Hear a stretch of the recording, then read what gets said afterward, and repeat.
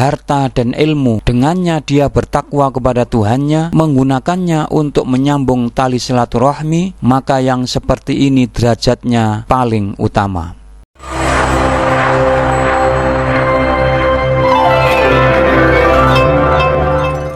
Assalamualaikum warahmatullahi wabarakatuh. Sahabat ngaji Dipen yang baik, berikut adalah hadis-hadis yang terkait dengan silaturahim.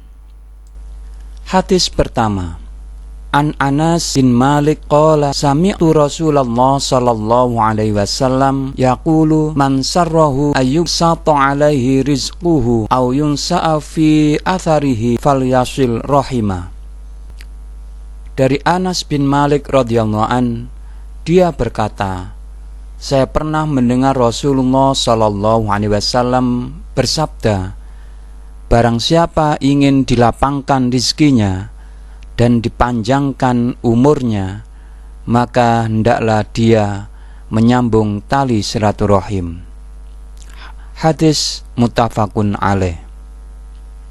Hadis kedua, dari Abu Sofyan. Ia berkata, Heraklius bertanya, apa yang diperintahkan Nabi kepada kalian? Abu Sofyan menjawab, aku katakan beliau bersabda, sembahlah Allah semata tanpa mempersekutukannya dengan sesuatu apapun, tinggalkanlah apa yang dikatakan oleh bapak-bapak kalian, dan beliau memerintahkan kami untuk sholat, jujur, memelihara kehormatan diri, dan silaturahmi.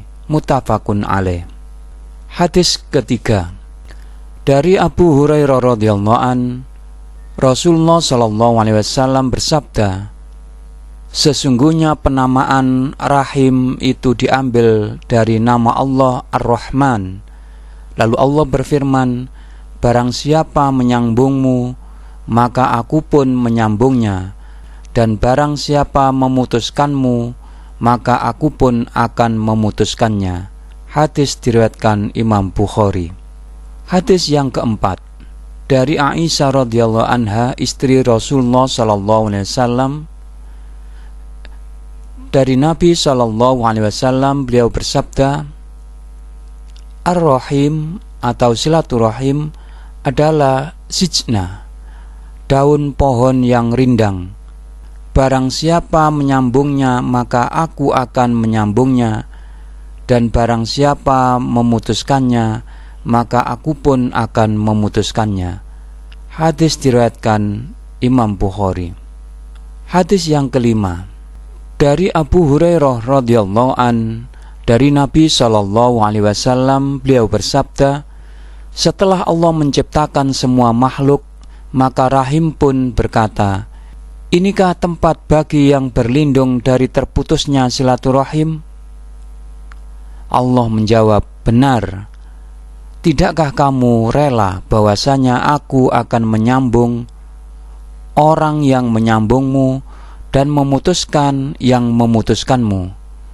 Rahim menjawab, tentu wahai Rob. Allah berfirman, itulah yang kamu miliki. Setelah itu Rasulullah SAW bersabda, jika kamu mau, maka bacalah ayat berikut ini. Maka apakah sekiranya jika kamu berkuasa, kamu akan berbuat kerusakan di muka bumi dan memutuskan hubungan kekeluargaan? Quran Surat Muhammad ayat 22. Hadis diriwayatkan oleh Imam Bukhari. Hadis yang keenam, dari Abu Hurairah radhiyallahu an, dia berkata bahwa Rasulullah sallallahu alaihi wasallam telah bersabda, setelah Allah azza wa jalla menciptakan semua makhluk, maka rahim pun berdiri sambil berkata, inikah tempat bagi yang berlindung dari terputusnya silaturahim? Allah subhanahu wa ta'ala menjawab, benar. Tidakkah kamu rela bahwasanya aku akan menyambung orang yang menyambungmu dan memutuskan yang memutuskanmu? Rahim menjawab, tentu. Allah subhanahu wa ta'ala berfirman, itulah yang kamu miliki. Setelah itu Rasulullah SAW bersabda, jika kamu mau, bacalah ayat berikut. Maka apakah kiranya jika kamu berkuasa, kamu akan berbuat kerusakan di muka bumi dan memutuskan hubungan kekeluargaan? Mereka itulah orang-orang yang dilaknat oleh Allah dan ditulikan telinga mereka serta dibutakan penglihatan mereka. Maka apakah mereka tidak memperhatikan Al-Quran, ataukah hati mereka terkunci? Hadis diriwayatkan Imam Muslim. Hadis yang ketujuh, Abdullah bin Amr meriwayatkan dari Nabi SAW bahwa beliau bersabda, orang yang menyambung silaturahim bukanlah orang yang membalas jasa kebaikan, tetapi orang yang menyambung silaturahmi adalah orang yang kekerabatannya diputus lalu ia menyambungnya. Hadis diriwayatkan Imam Bukhari. Hadis yang ke-8, Jubair bin Mut'im radhiyallahu anhu meriwayatkan, tidak akan masuk surga orang yang memutuskan silaturahmi. Muttafaqun alaih. Hadis yang ke-9, Abu Musa al-Asy'ari radhiyallahu anhu berkata bahwa Rasulullah SAW bersabda, 3 orang yang tidak akan masuk surga, yaitu pecandu khamr, orang yang memutuskan silaturahmi, dan orang yang percaya sihir. Hadis diriwayatkan oleh Ibnu Hibban. Hadis yang ke-10, dari Abu Hurairah radhiyallahu an bahwasanya seorang laki-laki pernah berkata kepada Rasulullah, "Ya Rasulullah, saya mempunyai kerabat. Saya selalu berupaya untuk menyambung silaturahim kepada mereka, tetapi mereka memutuskannya. Saya selalu berupaya untuk berbuat baik kepada mereka, tetapi mereka menyakiti saya. Saya selalu berupaya untuk lemah lembut terhadap mereka, tetapi mereka acuh tak acuh kepada saya." Lalu Rasulullah SAW bersabda, "Jika kamu memang benar berada pada posisi apa yang kamu ucapkan tadi, maka sebenarnya mereka itu seperti orang yang kehausan. Kemudian kamu tuangkan minuman ke mulut mereka dengan tiada hentinya. Dan selama kamu berbuat seperti itu kepada mereka, maka pertolongan Allah pasti akan bersamamu." Hadis diriwayatkan Imam Muslim. Hadis yang ke-11, Abu Kabsah bin Sa'ad radhiyallahu an meriwayatkan, ada 3 hal yang aku bersumpah tentang kebenarannya, serta aku akan sampaikan sebuah hadis kepada kalian, karena itu hafalkanlah, yaitu 1. Harta seorang hamba tidak akan berkurang karena sedekah. 2. Tidaklah seorang dianiaya dan dia bersabar atas penganiayaan itu, melainkan Allah menambah kemuliaannya. 3. Tidaklah seorang hamba membuka pintu meminta-minta, kecuali Allah akan membuka baginya pintu kemiskinan. Aku juga akan sampaikan kepada kalian sebuah hadis, maka hafalkanlah, yaitu sesungguhnya dunia ini untuk 4 orang. Yang pertama, hamba Allah yang dikaruniai harta dan ilmu, dengannya dia bertakwa kepada Tuhannya, menggunakannya untuk menyambung tali silaturahmi, dan dia juga mengetahui hak Allah di dalamnya, maka yang seperti ini derajatnya paling utama. 2. Hamba yang Allah karuniai ilmu namun tidak dikaruniai harta, dia hanya memiliki niat yang tulus.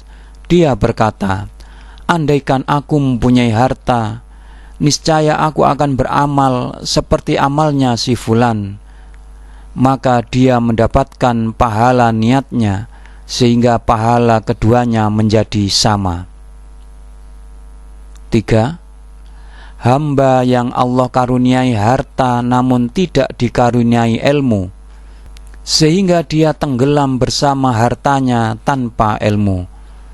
Lantas di dalamnya dia tidak bertakwa kepada Tuhannya, tidak menyambung tali silaturahim, dan tidak mengetahui hak Allah di dalamnya, maka orang seperti ini derajatnya paling rendah. 4. hamba yang tidak dikaruniai harta maupun ilmu oleh Allah, maka dia berkata, andaikan aku mempunyai harta, niscaya aku akan berbuat seperti apa yang diperbuat oleh si fulan, yakni orang ketiga di atas. Lantas dia mendapatkan dosa niatnya, sehingga dosa keduanya sama. Hadis diriwayatkan oleh Imam Tirmidzi.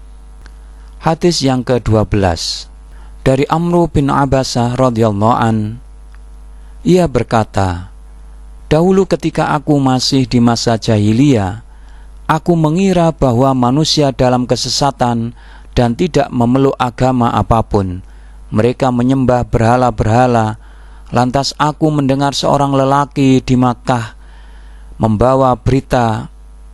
Aku pun bergegas menunggangi kendaraanku menuju orang itu. Ternyata Rasulullah SAW sedang berdakwah dengan sembunyi-sembunyi karena kaumnya menindas beliau. Aku pun bersikap ramah hingga masuk menemui beliau di Mekah. Aku bertanya kepada beliau, siapa engkau ini? Beliau menjawab, aku seorang nabi. Aku bertanya, apa itu nabi? Beliau menjawab, Allah telah mengutusku. Aku bertanya, dengan ajaran apakah dia mengutusmu? Beliau bersabda, aku diutus dengan ajaran bersilaturahmi, menghancurkan berhala-berhala, dan mengesahkan Allah tanpa menyekutukan sesuatu pun dengannya. Aku bertanya, siapa pengikutmu dalam hal ini? Beliau menjawab, orang merdeka dan hamba sahaya. Saat itu Abu Bakar dan Bilal radhiyallahu anhuma bersama beliau. Aku berkata, sesungguhnya aku bersedia mengikutimu. Beliau bersabda, sesungguhnya engkau tidak akan kuat untuk menjadi pengikutku saat ini. Tidakkah engkau melihat keadaanku dan keadaan manusia? Tetapi kembalilah kepada keluargamu. Jika engkau sudah mendengar aku mendapatkan kemenangan, datanglah kembali kepadaku. Ia berkata, aku pun pulang kembali kepada keluargaku. Kemudian Rasulullah SAW hijrah ke Madinah. Lalu datanglah sekelompok kabilahku ke Madinah. Aku bertanya, apa yang dilakukan oleh orang yang datang ke Madinah itu? Mereka menjawab, orang-orang bersegera menyambutnya, sedangkan kaumnya hendak membunuhnya, tetapi mereka tidak mampu melakukan itu. Lantas aku datang ke Madinah, lalu menemui beliau. Aku bertanya, wahai Rasulullah, apakah engkau mengenaliku? Beliau menjawab, iya, engkau adalah orang yang menemuiku di Makkah. Ia berkata, aku katakan, wahai Rasulullah, beritahukan kepadaku apa yang diajarkan Allah kepadamu, dan aku tidak mengetahuinya. Beritahukan kepadaku tentang sholat. Beliau bersabda, laksanakan sholat subuh. Setelah itu jangan melakukan sholat hingga matahari naik seukuran tombak. Sesungguhnya ketika matahari terbit, ia terbit di antara dua tanduk setan. Saat itulah orang-orang kafir bersujud kepadanya. Kemudian sholatlah, karena sholat pada waktu itu disaksikan dan dihadiri para malaikat, hingga bayangan terpisah dari tombak. Setelah itu berhentilah melakukan sholat, karena saat itu jahanam dinyalakan. Jika bayangan datang, maka sholatlah, karena sholat pada waktu itu disaksikan dan dihadiri para malaikat, hingga engkau sholat asar. Kemudian berhentilah melakukan sholat hingga matahari terbenam, karena sesungguhnya matahari terbenam di antara dua tanduk setan. Ketika itulah orang-orang kafir bersujud kepadanya. Ia berkata, aku katakan, wahai Nabiullah, ceritakan wudu kepadaku. Beliau bersabda, Tiada seorang pun dari kalian yang menyediakan air wudunya, lalu berkumur-kumur dan menghirup air, kemudian mengeluarkannya, melainkan berguguranlah kesalahan-kesalahan wajahnya dari ujung-ujung janggutnya bersama air yang jatuh. Lalu ia mencuci kedua tangannya hingga kedua sikunya, maka berguguranlah kesalahan-kesalahan kedua tangannya dari jari-jarinya bersama air itu. Selanjutnya mengusap kepalanya, maka berguguranlah kesalahan-kesalahan kepalanya dari ujung-ujung rambutnya bersama air. Kemudian membasuh kedua kakinya sampai kedua mata kakinya, maka berguguranlah kesalahan-kesalahan kedua kakinya dari jari-jari bersama air. Jika dia berdiri lalu sholat, lalu memuji Allah Ta'ala, menyanjung dan mengagungkannya di mana hal itu pantas untuknya, serta mengosongkan hatinya hanya untuk Allah Ta'ala, maka dia terbebas dari kesalahannya seperti saat dia dilahirkan ibunya. Amru bin Abasa menuturkan hadis ini kepada Abu Umamah, sahabat Rasulullah SAW. Lalu Abu Umamah berkata kepadanya, "Wahai Amru bin Abasa, perhatikanlah apa yang engkau katakan itu. Seorang dapat diberi pahala sebanyak itu hanya dalam satu amalan saja." Amru menjawab, "Wahai Abu Umamah, umurku sudah tua, tulangku sudah rapuh, dan ajalku sudah dekat. Maka aku merasa tidak akan ada gunanya untuk membuat kedustaan atas nama Allah dan atas diri Rasulullah. Seandainya aku tidak mendengarnya dari Rasulullah SAW sekali, 2 kali, atau 3 kali, hingga disebutkannya sampai 7 kali, aku tidak pernah menceritakan hadis ini selama-lamanya, tetapi aku mendengarnya lebih banyak dari itu." Hadis diriwayatkan Imam Muslim. Hadis yang ke-13, Abdullah bin Zubair radhiyallahu an berbicara tentang penjualan atau pemberian yang diberikan Aisyah radhiyallahu anha. Abdullah berkata, "Demi Allah, hendaknya Aisyah berhenti atau aku akan melarangnya untuk memberi." Aisyah bertanya, "Apakah dia mengatakan seperti itu?" Mereka menjawab, "Ya." Aisyah lantas berkata, "Demi Allah, aku bernadar kepada Allah untuk tidak berbicara. Demi Allah, aku bernadar kepada Allah untuk tidak berbicara kepada Ibnu Zubair selamanya." Maka Ibnu Zubair pun meminta maaf kepada Aisyah ketika Aisyah lama mendiamkannya.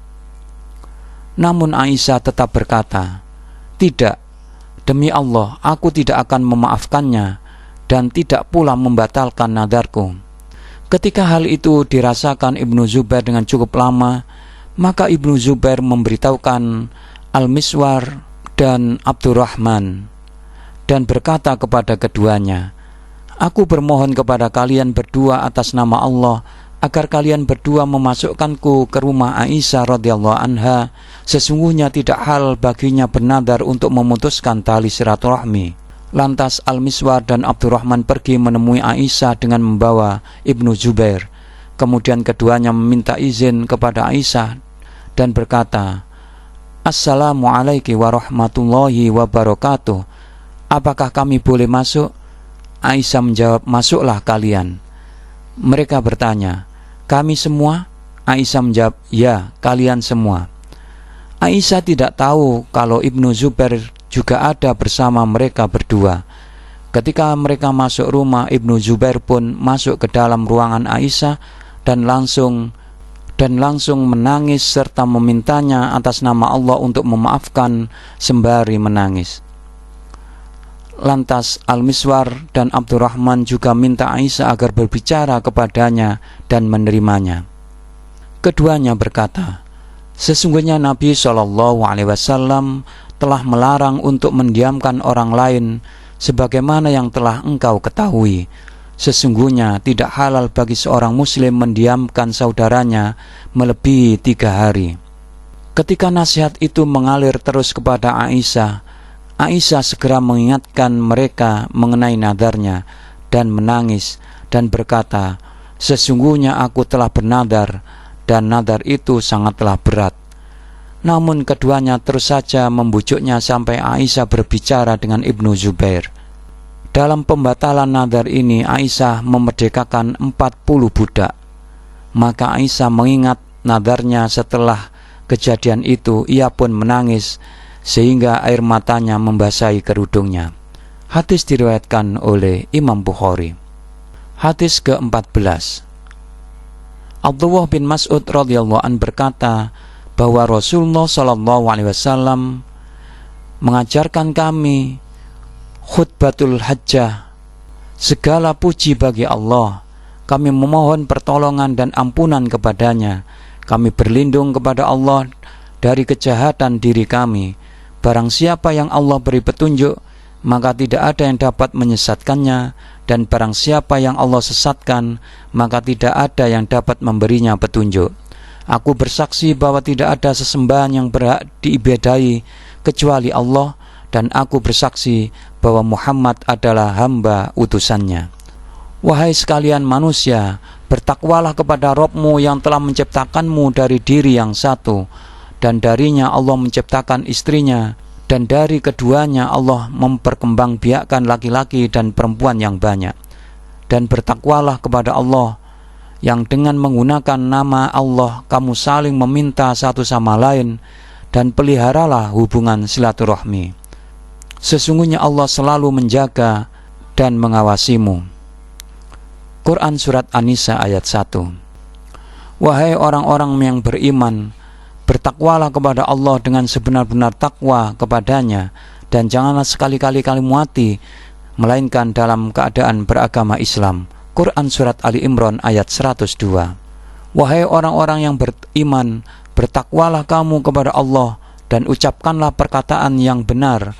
Niscaya Allah memperbaiki bagimu amalan-amalanmu dan mengampuni dosa-dosamu, dan barang siapa mentaati Allah dan Rasul-Nya, maka sesungguhnya ia telah mendapat kemenangan yang besar. Quran Surat Al-Ahzab ayat 70-71. Hadis diriwayatkan oleh Ibnu Majah.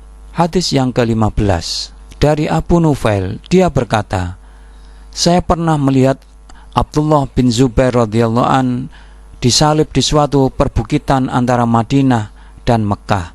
Oleh karena itu, tidaklah mengherankan apabila kaum Quraisy dan masyarakat Muslim lainnya melintasi tempat tersebut, sehingga Abdullah bin Umar juga melintasi Abdullah bin Zubair dan berdiri di dekatnya seraya berkata, Assalamu alayka ya Abu Khubaib, Assalamu alayka ya Abu Khubaib, Assalamu alayka ya Abu Khubaib. Demi Allah, sungguh aku pernah melarangnya untuk berbuat seperti ini. Demi Allah, sungguh aku pernah melarangmu untuk berbuat seperti ini. Demi Allah, sesungguhnya aku pernah melarangmu untuk berbuat seperti ini. Abdullah bin Zubair berkata, demi Allah, sepengetahuanku kamu adalah orang yang rajin bangun malam untuk melaksanakan sholat dan rajin menyambung tali silaturahim. Demi Allah, kamu adalah orang yang paling buruk di tengah-tengah umat yang baik. Setelah itu, Abdullah bin Umar pun pergi meninggalkannya. Sikap Abdullah bin Zubair dan ucapannya itu diketahui oleh Al-Hajjaj As-Saqafi. Lalu ia pun mengirim pasukan untuk menurunkannya dari tiang salib dan dilemparkannya ke atas kuburan orang-orang Yahudi. Setelah itu Al-Hajjaj mengirim utusan kepada Ibnu Abdullah bin Zubair, yaitu Asma binti Abu Bakar. Tetapi Asma tidak mau menghadap kepada Al-Hajjaj. Lalu sekali lagi Al-Hajjaj mengirim utusannya kepada Asma binti Abu Bakar dengan membawa pesan khusus yang berbunyi, kamu datang menghadap kepadaku, atau aku kirim pasukan untuk menyeret ke hadapanku. Namun Asma binti Abu Bakar tetap menolak sambil berkata, demi Allah, aku tidak akan datang menghadapmu sampai kamu kirim pasukan untuk menyeretku ke hadapanmu. Al-Hajjaj berkata, wahai pasukan, siapkan kudaku. Kemudian Al-Hajjaj mengenakan sepatunya dan berangkat dengan membawa pasukannya hingga mereka tiba di depan rumah Asma binti Abu Bakar.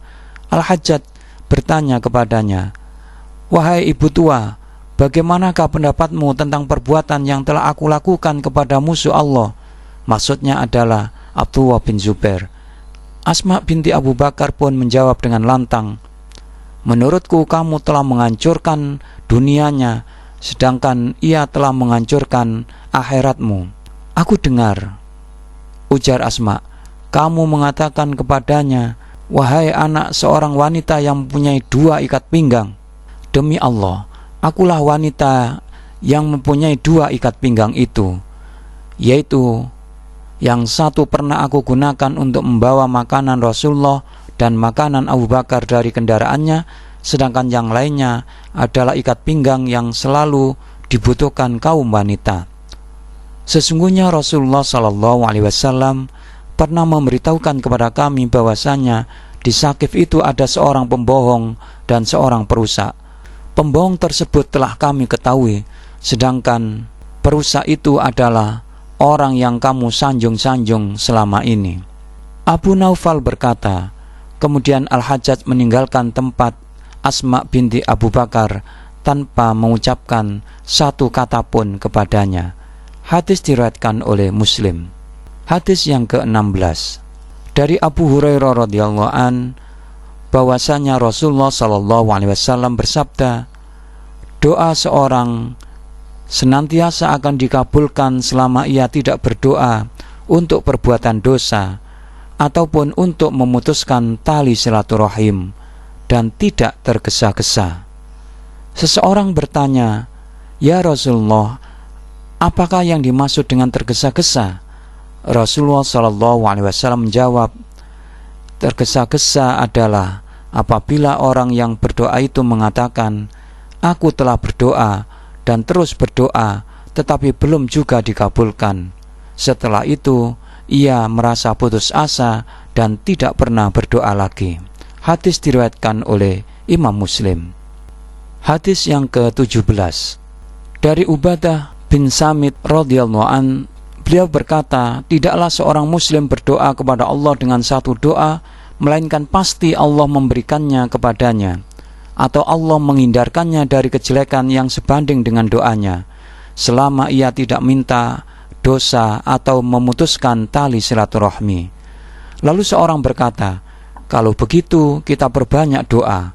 Beliau bersabda, Allah lebih banyak memberi. Dalam riwayat Abu Sa'id, dan ia menambahkan, atau Allah menyimpannya untuknya berupa pahala yang sebanding dengan doa tersebut. Hadis diriwayatkan oleh Imam Tirmidzi. Demikian 17 hadis terkait dengan silaturahim. Mudah-mudahan kita semua mendapat manfaat dari ini. Wabillahi taufiq wal hidayah. Wassalamualaikum warahmatullahi wabarakatuh.